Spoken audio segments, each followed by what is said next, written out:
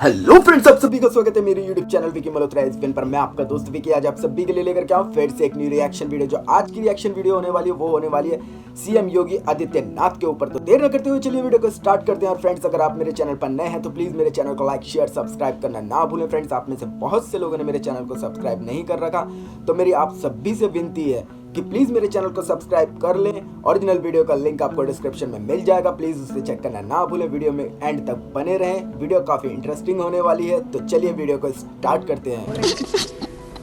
मैंने अपने जीवन से संन्यास लिया है अपने समाज के लिए। मैंने अपने परिवार को छोड़ा है, मैंने अपने माँ बाप को छोड़ा है, लेकिन आज मुझे अपराधी बनाया जा रहा है। महोदय सर, मुझे इस समय योगी आदित्यनाथ के ऊपर बहुत ज्यादा प्रेशर बनाया जा रहा था। उत्तराखंड के पंचूर गांव में रहने वाला अजय अचानक से घर से लापता हो जाता है। बेटे को खोजने पिता आनंद सिंह हर मुमकिन जगह पर गए, लेकिन उसका कोई अता पता नहीं था। बेटे की याद में माँ के लिए एक एक दिन काटना मुश्किल था। हालांकि अब बेटे के वापस आने की उम्मीदें धुंधली सी होने लगी थी, मगर 6 महीने बाद अजय अचानक से अपने गांव वापस लौटता है। बेटे के वापस आने की खबर सुन मां की आंखों में खुशी के आंसू भर आते हैं, मगर बेटे के स्वागत के लिए वो जैसे ही अपना दरवाजा खोलती है तो उसकी आंखें खुली की खुली रह जाती हैं। अजय ने आज जींस टी शर्ट नहीं बल्कि भगवा चोला पहना हुआ है, सिर घुटा हुआ है और दोनों कानों में बड़े बड़े कुंडल पहने हुए हैं। हाथ में खप्पर लिए वो अपनी मां से कहता है, मां भिक्षा दीजिए। इस हैरान कर देने वाली घटना को लेकर वरिष्ठ पत्रकार अपनी किताब यदा यदा ही योगी में लिखते हैं। अजय को ऐसी हालत में देखकर मां वहीं स्थिर हो गई। मुंह खोला तो सही, लेकिन शब्द नहीं फूटे।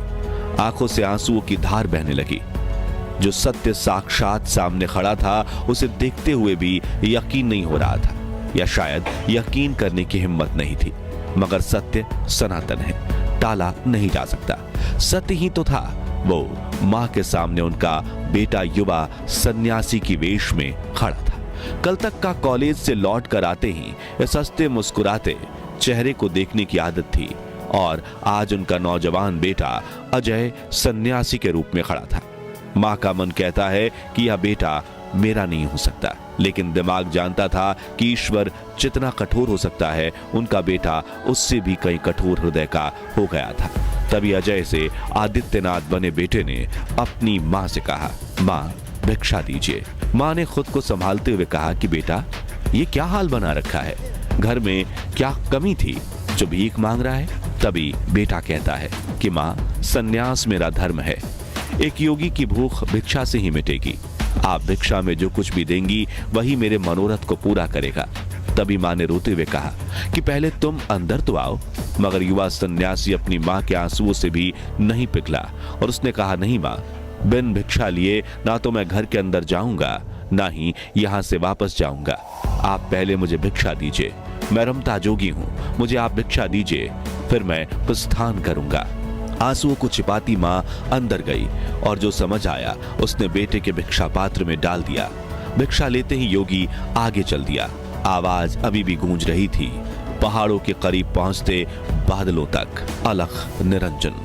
इस तरह से आध्यात्म के सफर पर चलकर अजय सिंह बिष्ट बन गए योगी आदित्यनाथ। और आज हम आपको योगी आदित्यनाथ के जीवन से जुड़ी ऐसी ही कुछ अनकही अनसुनी कहानियां बताएंगे, लेकिन उसके पहले नए दर्शक जल्दी से चैनल को सब्सक्राइब कर दीजिए।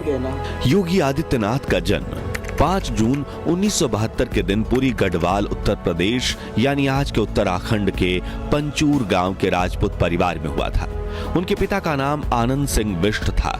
उन्होंने 1989 में ऋषिकेश के भरत मंदिर इंटरमीडिएट कॉलेज से इंटर की पढ़ाई पूरी की, जिसके बाद उन्होंने कोटद्वार के पीताम्बर दयाल महाविद्यालय से बीएससी में एडमिशन लिया, जहां से पास होकर 1992 में उन्होंने गोरखपुर यूनिवर्सिटी के फिजिक्स एमएससी में एडमिशन लिया, लेकिन उसे पूरा किए बिना ही घर छोड़कर चले गए। और फिर जब वापस आए तो वो एक योगी बन चुके थे। नवंबर 1983 से फरवरी 1994 तक उन्हें कई कठिन परीक्षाओं से गुजरना पड़ा, लेकिन उन्होंने हार नहीं मानी। फिर 15 जनवरी 1994 को गोरखा पीठाधीश्वर महंत अवैधनाथ महाराज ने पूरे विधि विधान से उन्हें अपने उत्तराधिकारी के रूप में घोषित कर दिया। अब अजय सिंह बिष्ट पूरी तरह से सन्यासी बन गए थे। योगी जी के बारे में लिखने वाले बताते हैं कि अजय को वापस घर लाने के लिए पिता आनंद सिंह और मां सावित्री दोनों गोरखपुर पहुंचे थे, जहां उनकी मां ने महाराज अवैधनाथ को कहा था कि महंत जी मेरा बेटा लौटा दीजिए। जो सुनकर महाराज ने कहा कि 4 बेटे हैं तुम्हारे, एक बेटा हमें दे दो। जो सुनकर अजय की मां की आंखों में आंसू आ गए। वो अपने पति के साथ वापस गांव लौट आई। ये तो थी योगी के सन्यासी बनने की कहानी, लेकिन क्या आप जानते हैं कि उन्होंने राजनीति में कदम कब और कैसे रखा था? तो ये बात है आज से 26 साल पहले की, जब 1998 में योगी आदित्यनाथ के गुरु अवैधनाथ ने राजनीति से संन्यास लिया और अपनी जिम्मेदारियां आदित्यनाथ को सौंप दी। और यहीं से योगी आदित्यनाथ की राजनीतिक पारी शुरू हुई थी। उसी साल उन्होंने गोरखपुर से 12वीं लोकसभा के चुनाव में हिस्सा लिया था और चुनाव में जीत हासिल करके वो सबसे कम उम्र के सांसद बने थे। जिसके बाद उन्होंने हिंदू युवा वाहिनी का गठन किया और धर्म परिवर्तन के खिलाफ मुहिम छेड़ दी। कट्टर हिंदुत्व की राह पर चलते हुए उन्होंने कई बार विवादित बयान दिए और धीरे धीरे करके गोरखपुर की राजनीति में उनका दबदबा बढ़ने लगा। जिसके बाद 19 मार्च 2017 में विधानसभा चुनाव में जीत हासिल करके योगी आदित्यनाथ उत्तर प्रदेश के मुख्यमंत्री बन गए थे। लेकिन अब भी वो अपने परिवार से दूर थे और मुख्यमंत्री बनने के बाद उन्होंने उत्तर प्रदेश की जनता के लिए अपना सारा जीवन समर्पित कर दिया।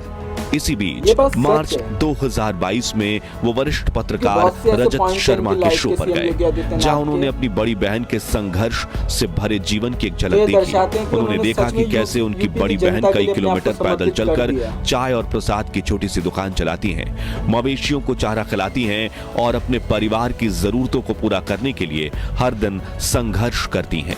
जिसके बाद रजत शर्मा ने योगी जी को कहा कि आपको नहीं लगता कि जैसे सभी राजनेता अपने परिवार का ध्यान रखते हैं, वैसे ही आप भी थोड़ा ध्यान रख देते?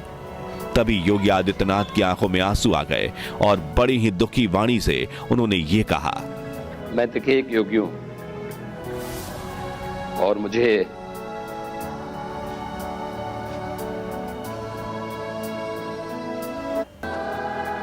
पूरे प्रदेश का ध्यान रखना होता है।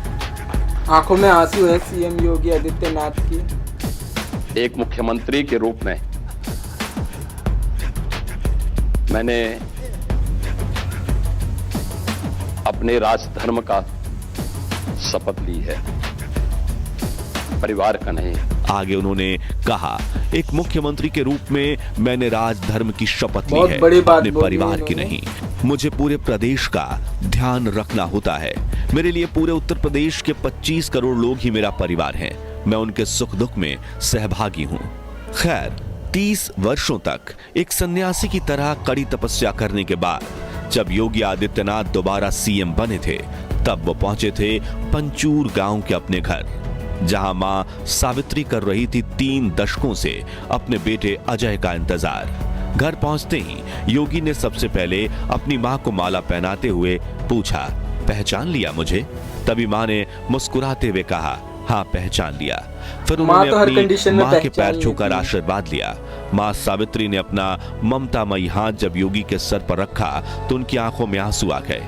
30 वर्षों से सन्यासी जीवन जी रहे अजय को एहसास हुआ कि सन्यास के पथ पर चलते हुए उन्होंने सिर्फ एक चीज को सबसे ज्यादा मिस किया है, और वो है मां का प्यार और आशीर्वाद। बताया जाता है कि 1994 में सन्यास लेने के बाद योगी आदित्यनाथ 2022 में पहली बार अपने गांव गए थे और पारिवारिक कार्यक्रम का हिस्सा बने थे। दरअसल सन्यास के पथ पर चलते हुए व्यक्ति को अपना घर परिवार सब कुछ छोड़ना पड़ता है। योगी आदित्यनाथ की तरह प्रधानमंत्री नरेंद्र मोदी भी सन्यासी जीवन जीने का एक बहुत बड़ा उदाहरण है। हालांकि औपचारिक तौर पर उन्होंने सन्यास नहीं लिया, लेकिन अपने घर परिवार से वो एक सन्यासी की तरह ही दूर रहे हैं। वहीं सीएम योगी आदित्यनाथ ने तो सिर्फ 20-22 साल की उम्र में ही सन्यास ले लिया था। तब से लेकर आज तक वो सन्यासी जीवन ही जीते हैं। योगी जी सुबह 3 बजे बिस्तर छोड़ देते हैं और फिर 4 बजे से 5 बजे के बीच योग करते हैं, जिसके बाद योगी स्नान करके शुद्ध तन और मन से पूजा अर्चना करते हैं।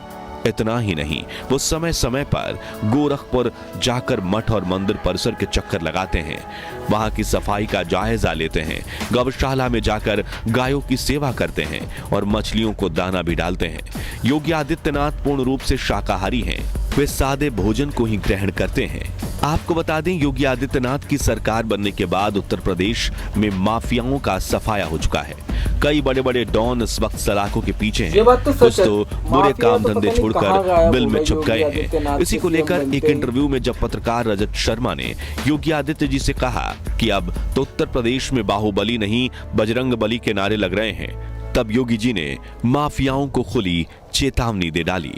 उत्तर प्रदेश में अब माफियावाद और पेशेवर अपराधियों के दिन लग चुके हैं। उन्होंने कहा कि उत्तर प्रदेश में माफिया और अपराधियों का समय अब खत्म हो चुका है और आने वाले समय में इनमें से कोई भी नजर नहीं आएगा, जिसका उदाहरण हमने हाल ही में राम मंदिर के प्राण प्रतिष्ठा दिवस पर भी देखा, जब 22 जनवरी से पहले आपराधिक मानसिकता रखने वाले कई लोगों ने अयोध्या में हमला करने की धमकियां दी थीं। लेकिन प्राण प्रतिष्ठा के दिन जब नरेंद्र मोदी और मुकेश अंबानी समेत देश के 7000 बड़े VIP लोग अयोध्या पहुंचे थे, तब योगी सरकार ने सुरक्षा का ऐसा इंतजाम किया था कि धमकी देने वालों के पसीने भी छूट गए और कोई भी अपराधी अयोध्या का बाल बांका तक नहीं कर पाया। तो फ्रेंड्स, इसके साथ होती है वीडियो पर समाप्त। जैसा कि फ्रेंड्स आपने इस वीडियो के माध्यम से सीएम योगी आदित्यनाथ की जीवन शैली और उनके स्ट्रगल को देखा। आपने उनके स्ट्रगल को देखा, जैसे आपने इस वीडियो के फर्स्ट में ही एक पॉइंट ऐसा देखा होगा जहां पर सीएम योगी आदित्यनाथ लोकसभा के अंदर रो रहे थे। कहा जाता है उस टाइम पर सीएम योगी आदित्यनाथ को इतना परेशान किया जा रहा था, इतना हद से ज्यादा परेशान किया जा रहा था कि वो ना चाहते हुए भी लोकसभा के अंदर रोए। तो ये उनका एक स्ट्रगल था।